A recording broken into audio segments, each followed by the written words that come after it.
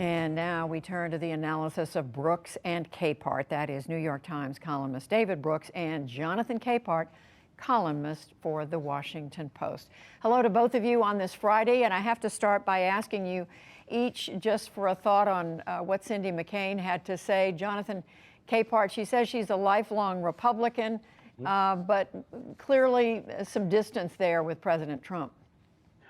Right. And I'm glad she made the point that, yes, she did vote for President Biden. She endorsed him in the presidential campaign, but that she's staying within the party. She is not giving up her party to the folks who have taken it over, and most definitely not giving up her party to President Trump. And the through line through everything that she said was, what's good for the country? How can we talk about these issues civilly? We can disagree with each other, but not disagree with each other so much so that we don't see each other as human beings. That is the brand of the Republican Party that I wish would come back. If that brand of the Republican Party were to come back, imagine how much could get done in Washington. And David, how tough is it to have that position as a Republican right now? There's a dwindling herd, a dwindling man, but no, they're out there. You know, I want to talk about one thing she said earlier about the lack of self-confidence. The most exciting political campaign, maybe along with Barack Obama's '08 campaign that I've ever covered, was the John McCain 2000 campaign. And we were really embedded in the campaign. And I recall Cindy McCain at those events, at the meet and greets, you could see the dread, the lack of self-confidence, the lack of comfort with being in public. And she wouldn't remember me, but we would occasionally talk just to pass the time so there wouldn't be a public performance. And then that McCain campaign took off in New Hampshire, and it was really down to South Carolina where Bush and McCain were going at each other. And I remember she was on stage with McCain when the first allegations about their daughter came out. And you can see the look of shock and horror on her face. And I think it was partly out of that umbrage. But then as years went by, and then when he ran for president again, you saw a Cindy McCain who was strong, extremely comfortable in the campaign. And when I saw her, covered her later in the years, I was really struck by the dramatic progress she had made in just being a political and public person. And as she said, deciding she wasn't going to be ruled by fear. And so striking to hear her say that the pain caused for her daughter Bridget is still there. She thinks that's so hard to hear. Jonathan, the big political event of the week, President Biden's speech to the joint session of Congress, 27 million Americans watched it. Now that it's been a few days, what stays with you from that? What stays with me, Judy, is what I told you Wednesday night. The idea that we have a president of the United States who speaks to the country, doesn't go on about grievance, doesn't go on about personal grievance, doesn't sprinkle his speech with white nationalism, isn't all me, me, me, me, me. What we saw on Wednesday night was a president of the United States who was focused outward. Many times in his speech, because of you, meaning because of you, meaning the American people, because of all of you, the folks in the room. It was about working together, solving the country's problems, or at least trying to. And that, for me, is the enduring image. And also, you got the sense that even with the sparse crowd in that room that could hold 1,600, but there were only 200 and socially distanced, at least for me, watching on television, there was still that energy there. There was still this optimism coming from President Biden, who after, at that point, 98, 99 days, had accomplished a lot. And David, 2 days later, what is your takeaway? I think first, the Democratic Party does well when it's a working class party, and it does poorly when it's the party of affluent people in coastal cities. And Biden really focuses it on the working class. And it's really a working class agenda. I think that's just very positive. Second, there's just an implied diagnosis of where the country is. The implied diagnosis is that there's serious structural problems in the country, inequalities, social fragmentation, social distrust, and that the country needs a once-in-a-generation investment if it's going to re-energize itself, and if it's going to keep up with an autocratic threat from now a global rival. And so, where you feel about the Biden agenda, whether you have reservations about pieces of it, will depend on whether you buy that basic diagnosis of where we are.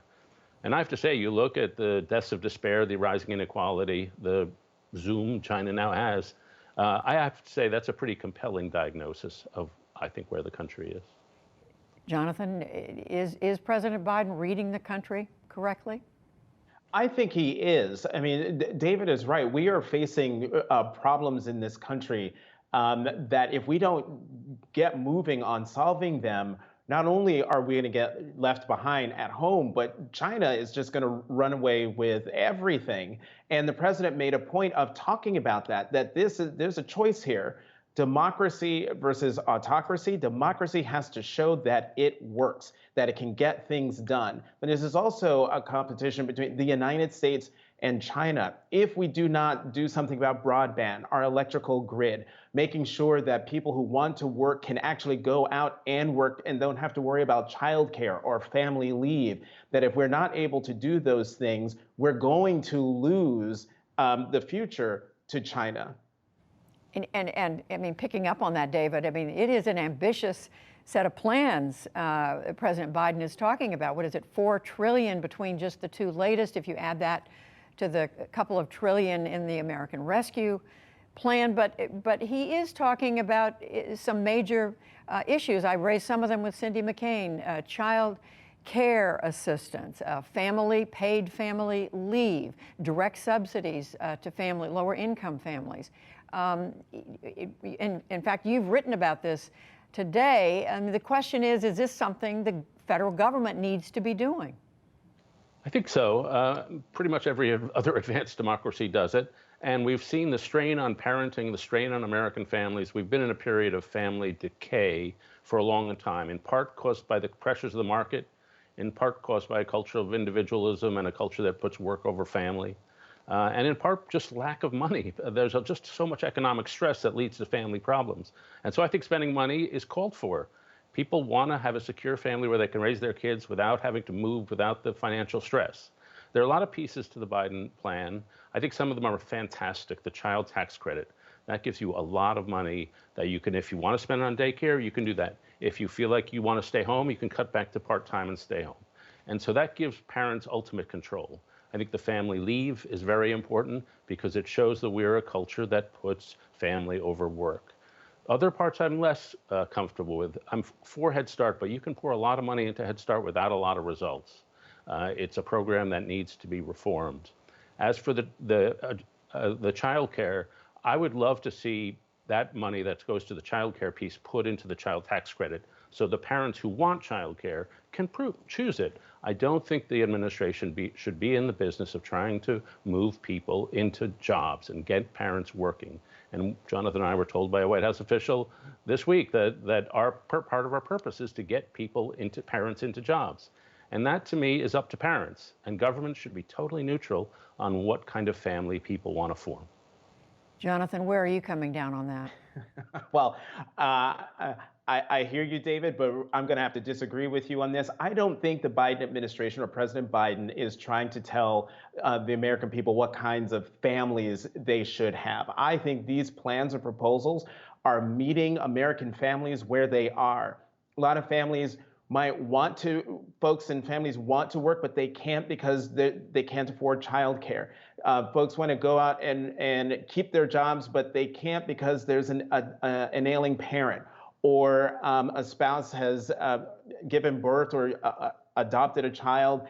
And those kinds of pressures on the American family, when we hear people talk about the reasons why they don't work or take the third or fourth job, it has to do with, to David's point, lack of money, but also it has to do with childcare, not being able to take time off to care for a dying parent, all sorts of things that have been plaguing the American worker. President Biden is now saying, okay, I'm focused on how do we get American workers back into the workforce because they want to work. And David, you're welcome to comment on that. And I want to ask both of you about 100 days in, is this a president who seems to be heading to some kind of success or not?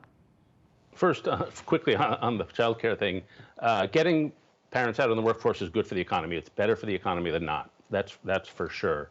But what's better for kids? If you look at the money that's been spent around the world, the money spent on child direct payments to parents produces better educational gains than any other kind of spending.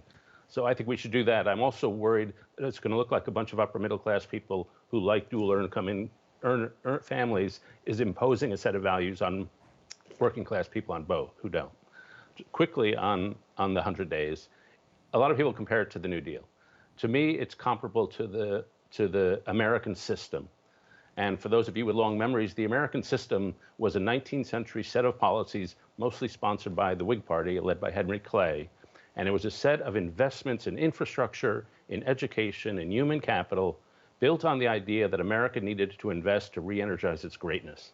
And that the Whigs really used a lot of the language that Joe Biden uses today, and it's sort of Hamiltonian nationalist language. And I'm cheered because I think the Whig Party did a lot of good for this country, and that's why I have some faith in what Biden is doing. Jonathan? I think the first 100 days of the Biden presidency have been a success. I think maybe the next 50 to 100 days could be a success.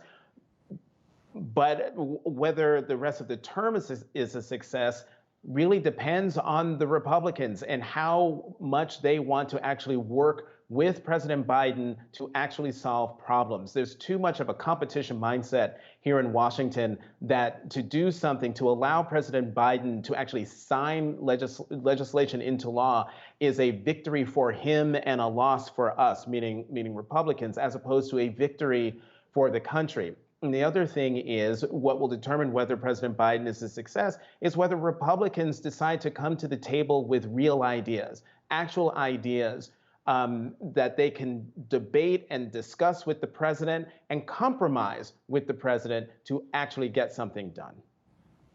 Zero-sum game or something where the two sides can sit down and talk to each other. A lot to think about on this Friday night. We thank you both, Jonathan Capehart, David Brooks. Thank you. Thank you.